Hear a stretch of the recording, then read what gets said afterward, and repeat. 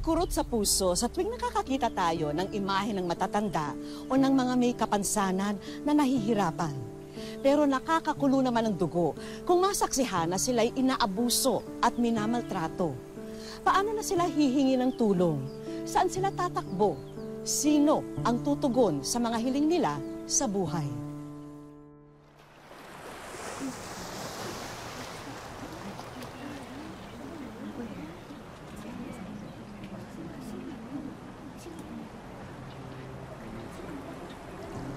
Mayang? Mayang! Mayang! Anong nangyari sa'yo? Sino gumawa nito, Mayang?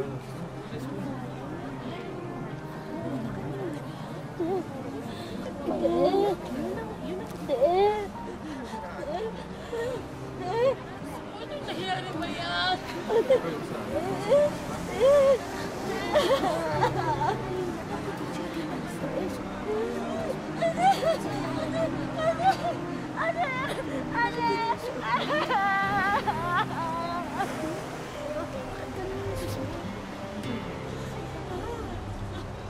Kapitan, magrereklamo po sana kami tungkol kay Lindo. Ginahasa po niya kasi si Mayang kagabi. Sigurado ka pa sa sinasabi mo, Tere. Alam ko naman na may reputasyong adik-adik yan si Lindo. Kaya mabigat yung paratang na rape. Kapitan, si Mayang na nga po ang nagsabi. Siya po yung tinuturo niya. Handa ka ba, Tere, na ikaw ang tatayo na magre-reklamo? Kasi kung si Mayang ang ilalagay natin dito, alam mo naman. Opo, alam ko naman po yung kapitan na hindi po pwede si Mayang. Dahil nga po meron siyang kalagayan sa pag-iisip. Pero mula nga po lang inampot siya ni Lola, parang kamag-anak ko na rin siya eh. Kapitan, natatandaan ko po noon, kinausap ni tatay si Lola na dalhin na lang sa ampunan si Mayang. Kasi nga po, medyo parang nagiging pabigat na siya sa amin. Dahil din, habang lumalaki po si Mayang meron po siyang kalagayan nga sa pag-iisip. Pero ito naman po si Lola, ayaw niya dahil nga napamahal na si Mayang sa kanya. Ayaw po ni Lola na mapabayaan at lumaki na lang siya sa ampunan. Alam naman sa buong barangay kung gaano kamahal ng Lola Lindo mo si Mayang, Tere. Pero, kailangan ko pa rin itanong to. May ganito bang nangyari kay Mayang noon? Ay, meron po. Meron, Kapitan. Naalala ko po, kinuwento ni Lola to nangyari po last year. Yun po yung kauna-unahang pagkakataon. Mayang, diba natatandaan mo? Yung kinausap ka ni Lindo, tapos meron siyang binibigay sa'yo. Yung binibigyan ka niya ng candy. Ikwento mo nga, Mayang. Ikwento mo. Sige na, Mayang. Ikwento mo lang. Ikwento mo sa amin. Andito naman ako eh.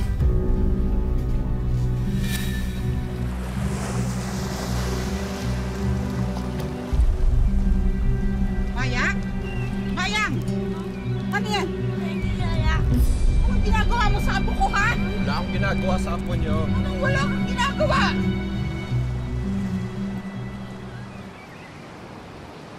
Huwag kang kukuha ng candy kahit kanino, ha? Huwag, ha? Mira, ano nangyari? May ginagawa sa apo ko, eh. Hoy, tanda, mag-iingat kasi nasabi mo, ha? May nakita ka bang ginagawa ko sa apo mo? Papala ako sa apo niyo. Hindi pa nga nililigo apo niyo, eh. Ikaw ang hindi naliligo. Iingat-ingat kasi sinasabi mo. Ikaw ang mag-iingat, bastos! Mayang? Lala? May ginawa ba siya sa'yo? Ha? May ginawa sa'yo? Kuha ng candy kahit kanino, ha? Oo, bawal. Masama, ha? Huwag, ha? Tapos ho, umuwi na ho kami ni Lola. Nanilis siya ka ni Lindo? Bakit hindi sinabi kagad sa akin ni Lola Mirna? Sana nagawa ko ng aksyon. Kapitan, may naikwento na po si Lola sa akin noon na ikinasama nga daw po ng loob niya dahil para bang walang naniniwala sa kanila ni Mayang. Kaya hindi na mo siya lumapit sa inyo. So, kayo, puntahan niyo si Lindo at sabihin niyo na iniimbitahan ko siya dito. Ngayon din. Gusto niyo? Kapitan. Mayang, huwag ka matakot. Akong bahala sa kanya. Mayang! Mayang. Nandito ako. Hindi kita iiwanan, Mayang. Mayang, huwag kang manatakot. Manalagin siya, ate. Mayang! Ate. Mayang, hindi ka na magagawa. Nandito ako. Nandito ka na. Ate.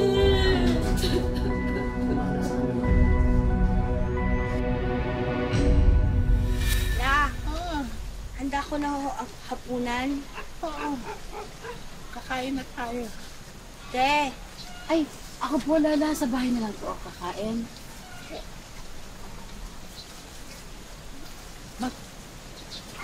Magparamdam yan. te, Dito ka kumain. Kahit konti. O, sige po. Sige Te. po. Hindi ka na, Lola. te. Te. Dinamdam ng husto ni Lola Mirna ang nangyaring pagmumolestya kay Mayang at kinainis pa niya lalo na walang naniniwala sa kanila. Nagdulot ito para siya'y atakihin sa puso. Ay, Lola! Lola! Ay, Lola! Lola! Mayang! Diyos ko, Mayang! Saklolo! Diyos ko! Mayang! Mayang, dito ka muna. Tatawag ako ng tulong, ha, Mayang? Wala.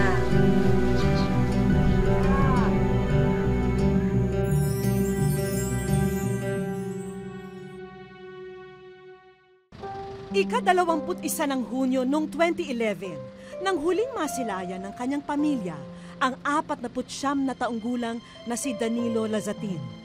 Meron siyang mga tattoo sa magkabilang braso at balikat.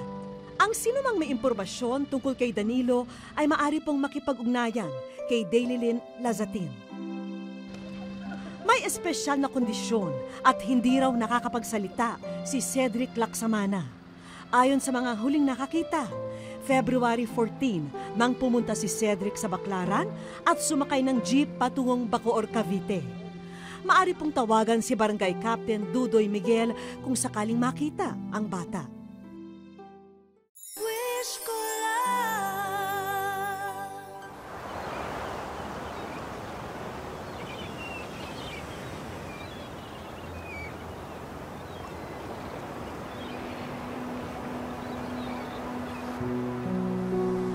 Alam na ba naman yung nangyari ka namin? Oo, Egay. Naipaliwanag ko na sa kanya na hindi na babalik sa Lola, na hindi na siya magigising. Naawa nga ako sa kanya dahil nag-iiyak. Alam kong gusto niya namin na ako ni si Mayang, pero hindi ko na kaya magpakain pa mag-isa. Pwede naman siya tumira sa bahay ni Lola eh. Ang gagawin ko na lang, pahatira ko siya ng pagkain, dadalaw-dalawin. Tsaka kumukita pa naman siya ng kaunti dun sa labahin niya, di ba?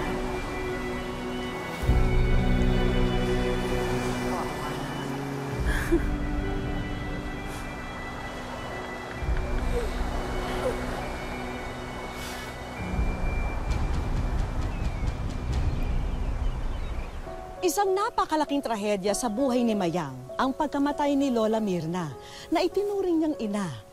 At ngayong nag-iisa na, ano na ang kahinatnan ng kanyang kinabukasan.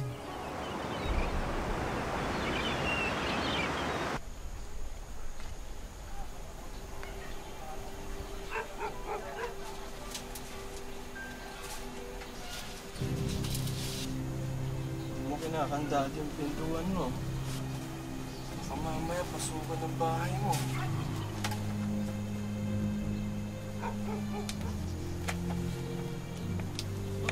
Huwag ka maingay. Huwag ka maingay! Huwag kang sisigaw! Huwag ka maingay! Masasaktan ka lang! Huwag ka! Papatayin kita! Papatayin kita! Huwag ka ma... Huwag ka ma... Huwag ka... Papatayin kita!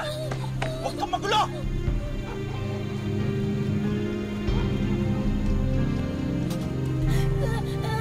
Kuya!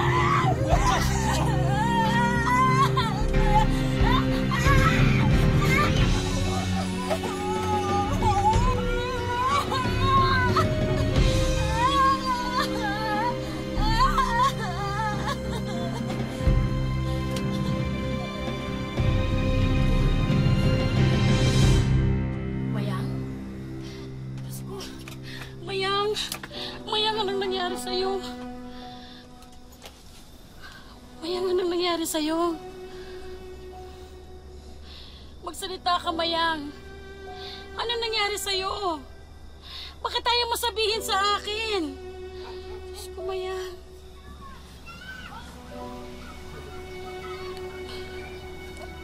Sino gumawa nito, Mayang? Wala naman naniniwala sa amin ni Lola eh. Diyos ko.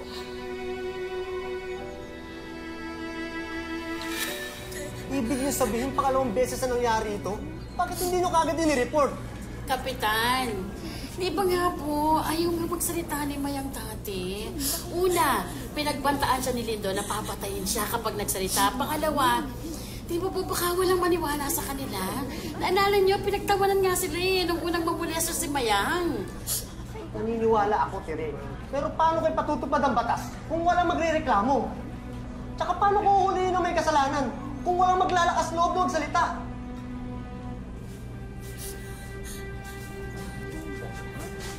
Anong drama to? May reklamo laban sa'yo. Diyan, naniniwala kayo sa abli na yan? Mayang, kailangan ko malaman kung ano nangyari. Kailangan mo rin kwento sa akin para matulungan kita.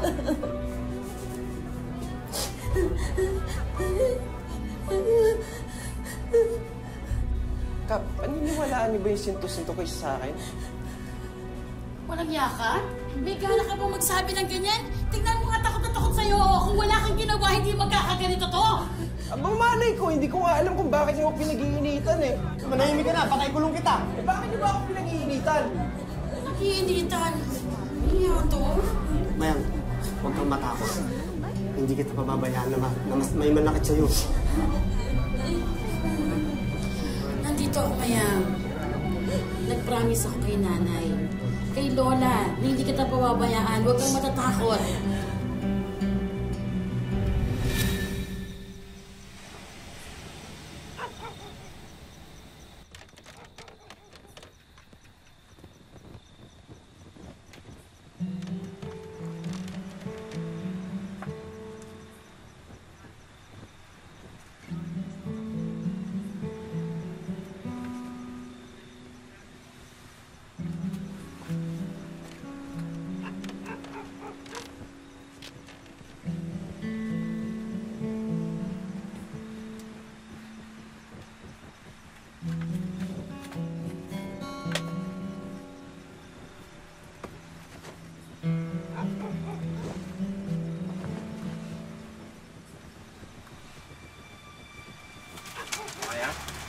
Mayang, papasukin mo ako.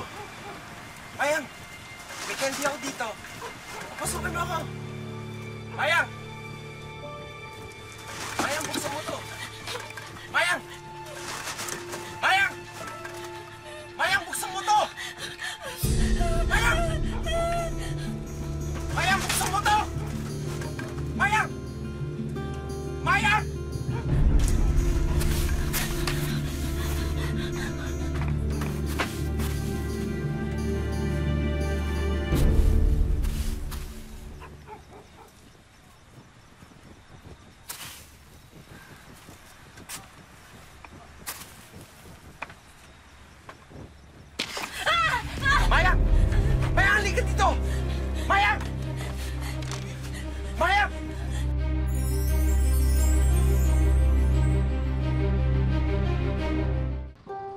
Sinasilayan ang 71 taong gulang na si Vicente Muning Jr.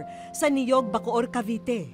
Ulyanin na di umano si Mang Vicente at mula pa noong October 9, 2015 siya hinahanap ng kanyang pamilya.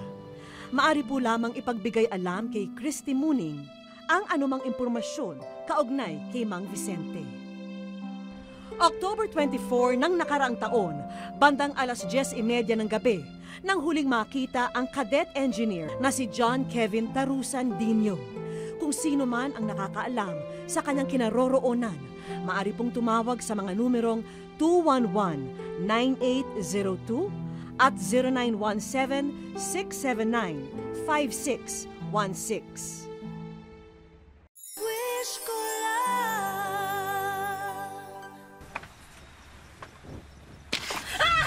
Mayang! Mayang, halika dito! Mayang! Mayang! Mayang! Mayang!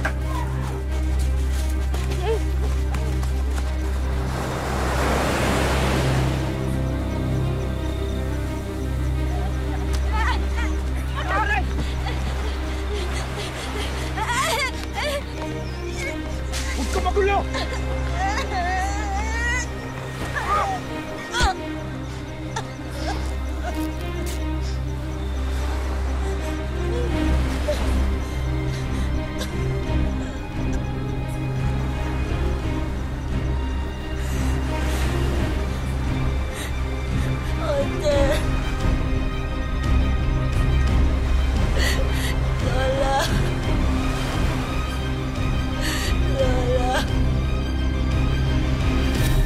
Wala kayong kaso, wala kayong witness.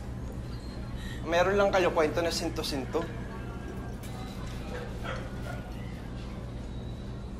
Totoo po yung sinabi ni Mayang.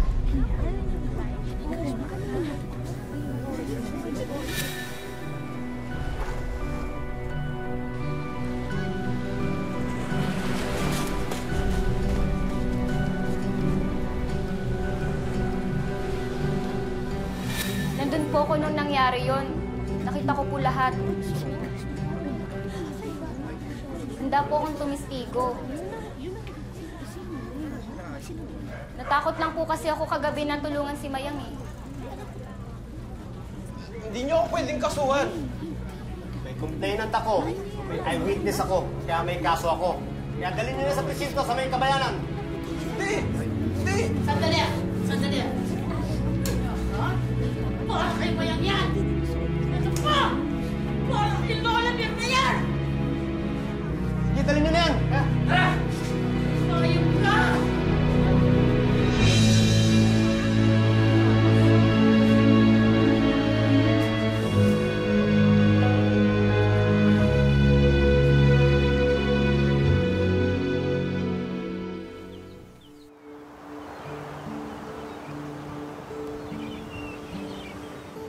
Halos 3 taon na ang nakalipas mula nang namaalam si Lola Mirna, ang kinikilalang ina ni Mayang. Mahirap mang walang kasama ako. Ako lamang sa bahay. Kasi Malungkot ako.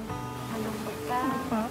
Namimiss mo si nanay. Ah, Bakit mo namimiss si nanay? di nga pong ako lamang sa bahay. Gusto kong pupunta lang sa pansyo. Pero ang mga anak ng pumanaw na matanda, sila na ang umako sa pagbabantay at pag-aalaga kay Mayang. Aalagaan na lang po namin siya. Hanggat meron po kami magagawang tulong para sa kanya, gano'n na lang po gagawin namin. Kasi nakakaawa naman po kahit hindi naman namin tunay na kapatid. Inarin na po namin siyang gano'n. Hindi man daw niya maunawaan ang maraming bagay sa kanyang paligid, nagsusumika pa rin daw si Mayang para may pakinabang siya sa kanilang lugar. Naghahanap siya ng paraan para may pagkakitaan. Ang konting naipon ni Mayang sa isang araw, sapat na raw para makabili siya ng merienda. Ngunit kahit hanggang ngayon, hinahanap-hanap pa rin ni Mayang ang kalinga ng kanyang Lola Mirna. Nagkakasama kami dalawa ng nanay ko sa bayan lang. Pausap lang. Tapos dito sa bahay, ano yung madalas ninyo ginagawa ni nanay? Kaya mamalengke, bili ng ulam lang. Sa ngayon, kahit madilim ang sinapit ni Mayang, tanging ang kanyang inosenteng ngiti ang nagpapaalala na may magandang bukas pa rin ang naghihintay para sa kanya. Sobrang miss na raw ni Mayang ang kanyang lola Mirna, kaya nagpasama siya sa amin na bisitahin ang puntod ng kinikilalang magulang. Nay, nandito po kami. Nadalaw po kami sa inyo. Nay, nabantay mo ko dito. Namiss kita. Masaya na po ako kasi namiss ko na po si nanay.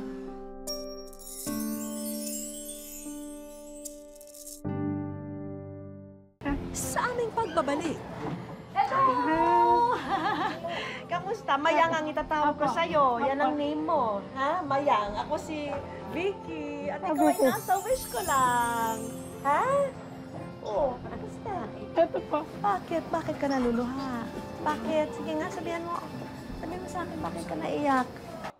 Noong nakaraang Sabado, ipinakita po namin sa aming programa ang larawan ni Ronavel Falalimpa na 5 buwan ang nawawala.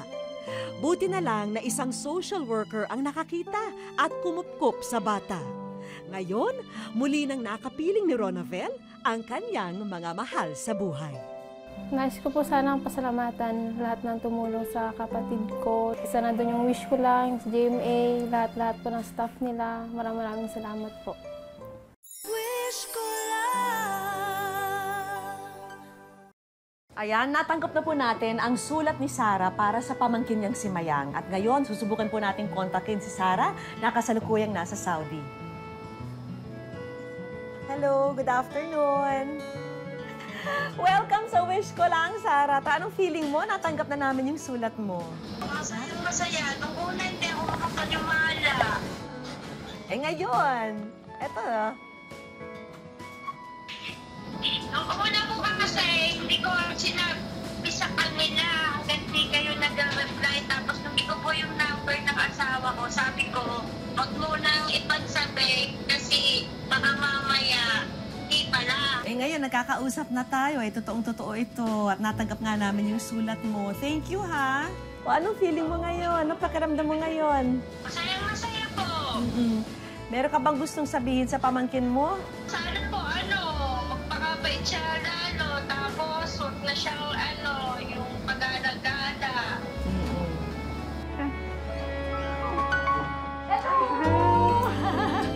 Kamusta? Mayang ang itatawag ko sa'yo. Yan ang name mo. Ha? Mayang. Ako si Vicky. At ikaw ay nasa wish ko lang. Ha? Oo. Kamusta? Ito po. Bakit? Bakit ka naluluha? Bakit? Sige nga, sabihan mo. Sabihan mo sa akin, bakit ka naiyak? Ha? Ha? Oh. Bakit na? Bakit? Ha?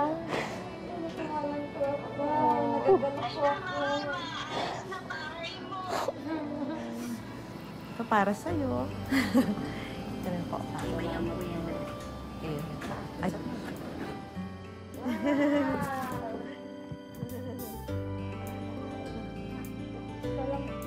Isa lang ang damit mo. Yan ang suot mo.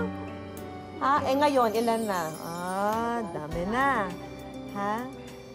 Thank you po. So wish ko lang. Siyempre, ito souvenir ng paglabas natin sa Wish Ko Lang. Thank you, ha, at na-share niyo yung story niyo sa amin. Thank you very much. Ito po. Kaya souvenir. Ayan, o. Si Candy Pangilinan ang gaganap. Ha, sa role mo.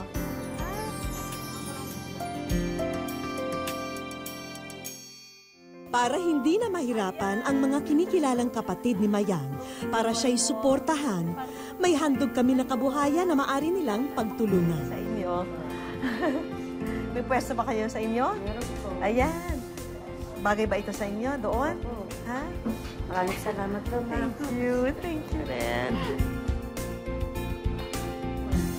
Sarah, magtitinda na si Tia Mayang mo ng fishball. Saka kikiam. Ito, sarap ng bahay natin doon. Thank you. So wish ko lang. Bago matapos ang araw, dito na kami dumiretso. Sige.